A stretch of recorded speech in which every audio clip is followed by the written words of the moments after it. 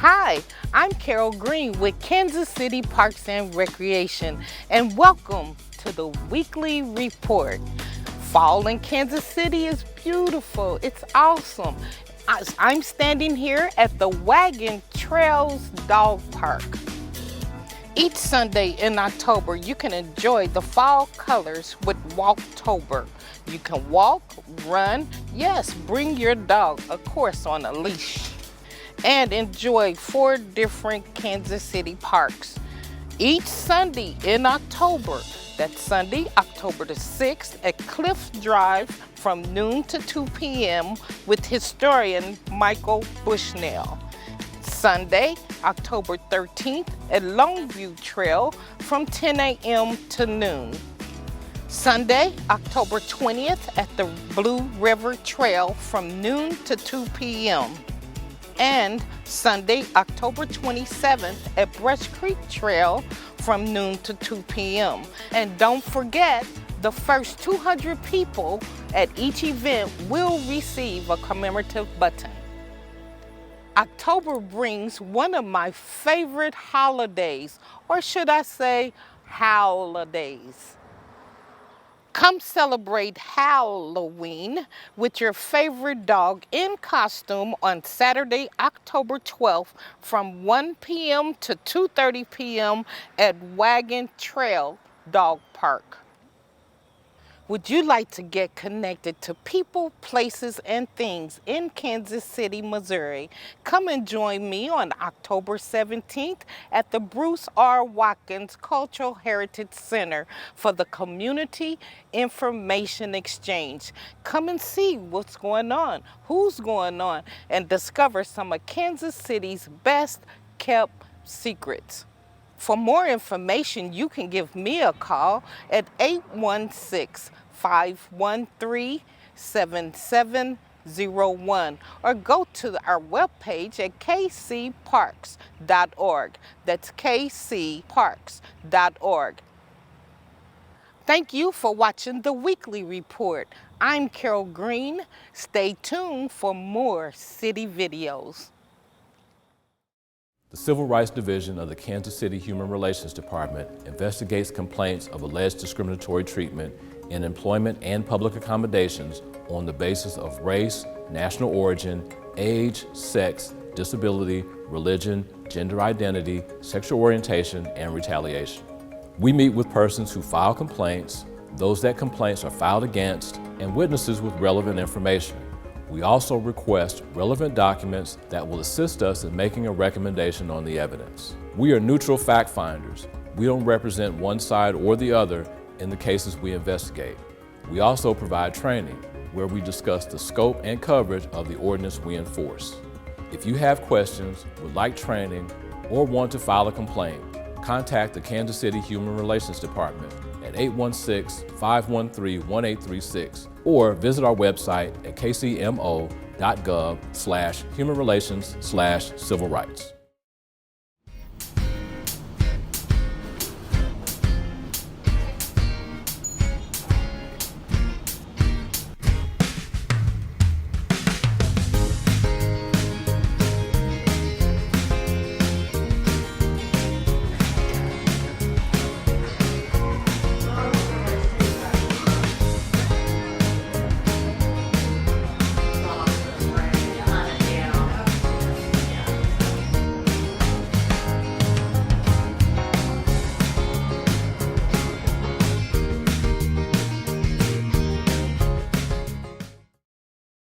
Since 2012, the Arts Asylum has been a safe place to create for visual and performing artists of all ages here at 9th and Harrison.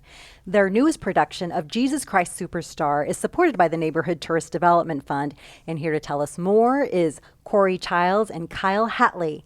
Corey and Kyle, thanks for having us in your home. Hello, welcome. We're glad to have you here. Now, you've only been around since 2012, but so much has happened in a relatively short period of time. Can you talk to us about the founding and what all happens here? Yeah, it's amazing. So we opened the nonprofit in June of 2012, and since then we have had the amazing opportunity to house 26 different individual artists in the space. We are also home to 3 or 4 different production companies, the Barn Players, Sharp Women, and as well as This Happy Breed, which is our first co-production with Jesus Christ Superstar.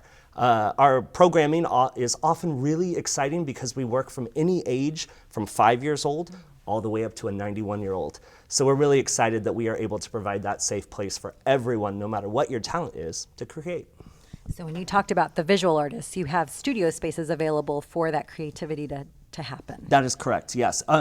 Depending on which medium you need. We have a balloon artist all the way to a custom action figure maker. So if you can dream it, we try to find that place for you here. That's wonderful.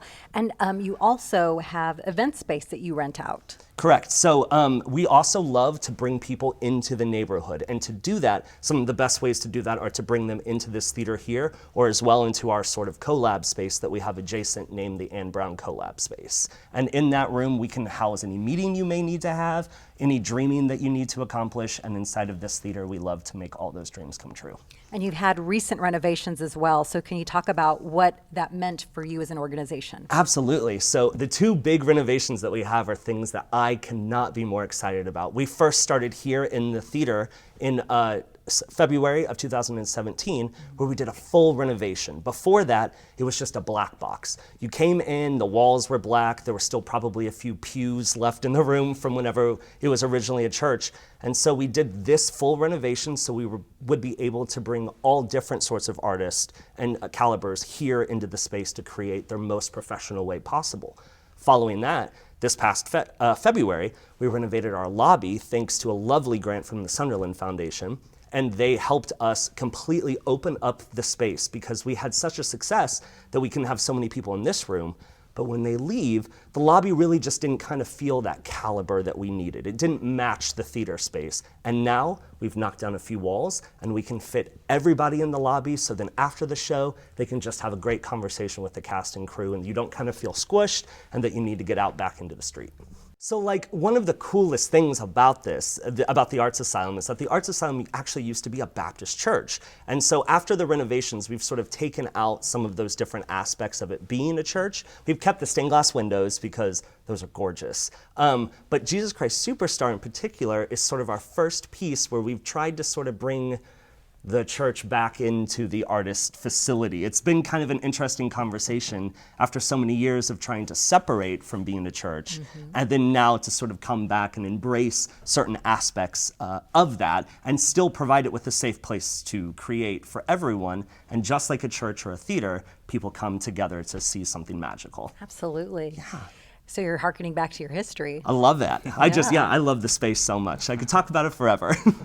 Well, speaking of space and church, Jesus Christ Superstar, Kyle, can you tell us about why was it selected as a play that you wanted to do? Absolutely. Well, first of all, it was a passion project of mine for many years, and I've tried to pitch it and try to get it done over the years.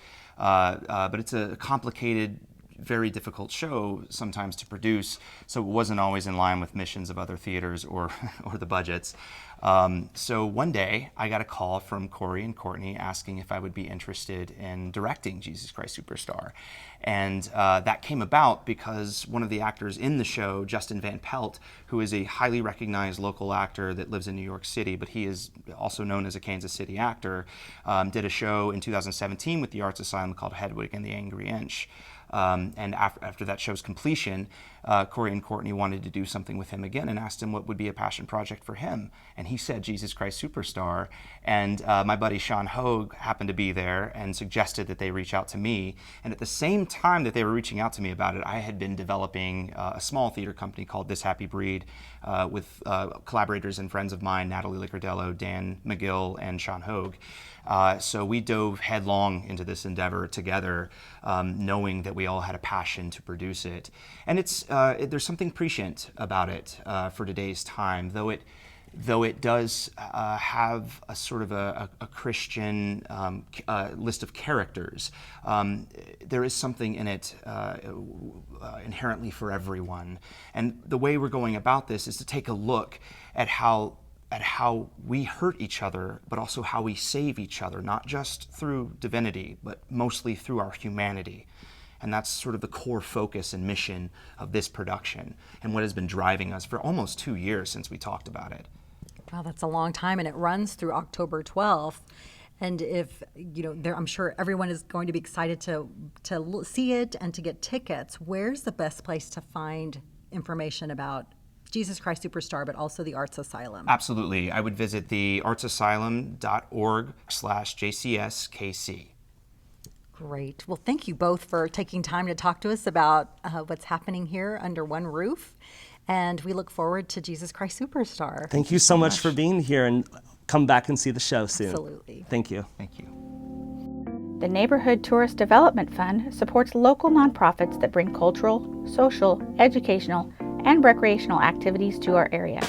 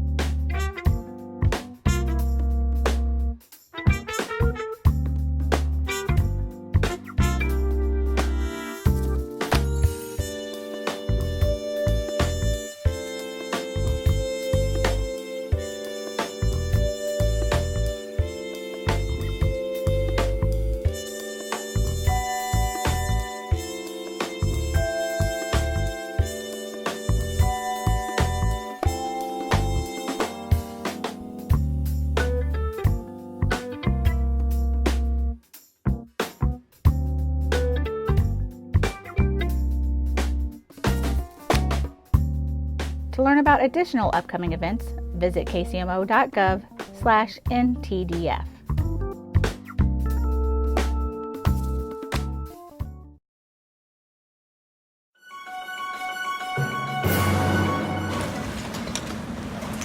The waiting is over. On Monday, September 30th, contractors began demolishing the shopping center at 103rd and Warnell.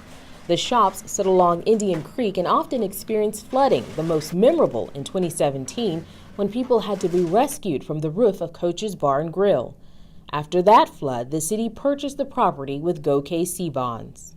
The voter approval in 2017 of those general obligation bonds made this possible. We're going to tear all these buildings down, restore it to green space, and hopefully provide a little bit of relief for floods along Indian Creek. Diana Johnson with KC Water is the project manager for this work. Once we create a green space, the stormwater runoff will seep into the ground as opposed to running across this hard surface and going directly into the creek.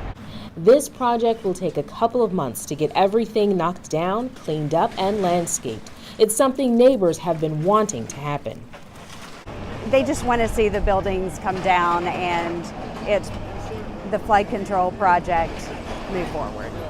Well, really what we're doing today is turning, I think, a big community challenge and making it into an opportunity for something that's a new asset for the community. For KC Water, I'm Heather Frierson.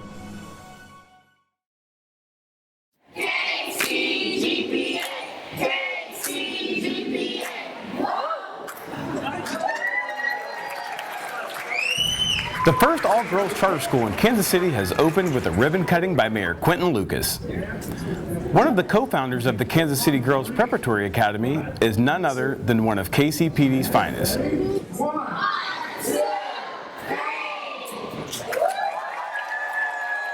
Julie Tomasic, a 29-year veteran of the department, works on the mayor's security detail. She says being a police officer not only gives her unique insight, but is also the reason why she was a part of the school's creation. And as a police officer part of it, this school is located in the area where I was assigned as a brand new police officer. I worked all of my time in uniform answering 911 calls in this area. And I just know what a good thing this is for this area. And I know that what education does is like what Charisse and some of the speakers said, it is the great equalizer. It does break cycles of poverty. Education is the key. And this school, I really just feel strongly, will be part of the bigger solution. It'll be what I can best do to contribute to helping with the crime rate and the violence rate in our city. I think it will make an impact. It's a long game, but it will change things. It will change lives. The school held a grand opening for the first day of classes with parents, students, and community members in attendance. KCGPS is located near East High School and will grow in numbers each year. I think our current today, we have 83 fifth grade girls enrolled, and it will start with fifth grade this year. Our ideal class size is 100. We're still looking, so we're trying to enroll 100. We'll add a grade every year, and we will build out and be a 5 through 12 model in the end, and we'll all the way through high school. Thomasick says it's been a long road to get to this point, but it couldn't have been done without a number of community advisors. There is still work to be done, however, and Thomasick is hoping others will get on board. Well, we always need money. Money is lovely, but we also, beyond just that, beyond just the fundraising that we'll always be doing, we encourage people to volunteer in ways. We encourage not just mentor volunteers, but we encourage partnerships with businesses or companies and collaboration in ways where we can give our girls exposure to everything from the arts to businesses to just anything outside of the neighborhoods that they wouldn't normally see. We want collaboration in any way possible with anybody who's interested, who thinks a fifth grade girl or onward, a girl from our school might enjoy seeing or doing or experiencing this thing. That's what we would like.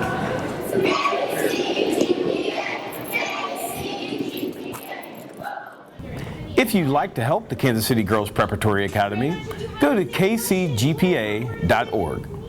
I'm Sergeant Luther DeYoung. Have a safe week. Our city manager, Troy Schulte, has announced that he will retire at the end of his contract in February of 2020. He thanks all the residents and employees of KCMO for making this city a better place through their hard work every day. I want to give, again, a special shout out to the men and women of this organization who are absolutely tremendous. Our folks are comparable or better than any other city in the country. And I've had the pleasure of talking with folks all over the country, and our people, top to bottom, A to Z, left to right, are better than most public servants in this country, and they reflect, I think, the best of Kansas City. They work hard, they're underappreciated, but they do a tremendous job of moving this city, and everything that's been accomplished over the last decades is a testimony to their work. I want to thank the residents of Kansas City for their assistance and guidance over the last 10 years. I think you can look back on the last 8 to 10 years and go, there's been a lot of change, positive change throughout the city. You're seeing more job growth, improved financial position of the city. All of that took the support of the residents. When we asked them for their support at the polls, they overwhelmingly responded, whether it was general obligation bonds or park sales taxes or water and wastewater bonds. Schulte has been a city employee for more than 20 years. The last decade he spent as the city manager after working his way up from the budget office. Now, 10 years is twice as long as the tenure of most city managers in major cities, and with that tenure comes a long list of accomplishments. He managed the creation of the GoKC infrastructure repair program that is now fixing streets, sidewalks, and bridges all over the city. It's also improving flood control and upgrading other infrastructure that was neglected for generations. Under his management, we created a modern streetcar system that has sparked billions of dollars in economic development. Schulte has balanced budgets in both a recession and an economic upturn, improving the delivery of basic services, expanding the use of data to drive decision-making, and creating an award-winning 5-year business plan. Plus, we now have a new convention center hotel and airport terminal on the way. It's all about teamwork. That's the city coalescing around an idea, whether it be we need bonds for infrastructure, whether it's a new terminal at KCI, whether it's diversifying our public transportation options. All of that is the city coalescing around ideas that help move the city forward. That's what's been really great. All those initiatives weren't accomplished by one person or two people, but it was literally hundreds or in the case of thousands of people getting together, coalescing and say, let's move the city forward with this idea. After all of that, Schulte plans to take a bit of a breather. I can't thank my wife Lori enough. She's been basically a single mom of 3 for the last 10 years because this job is a Job that starts early in the morning and goes in late at night. It takes a lot of weekends, and I can't tell you how many baseball games and soccer games and concerts I've missed over the last decade. I'm looking forward to just spending time with Lori and the kids, and just, if I need to pick somebody up from drum lessons, it's not mom, it's dad, go pick them up. And I'm looking forward to doing that. I think there might have been a special day in November of 2015 when I think we packed 800,000 people into downtown Kansas City for a parade to celebrate the Kansas City Royals World Championship. And I think it was those crowning moments when everybody in town, if they weren't there, they will claim they were.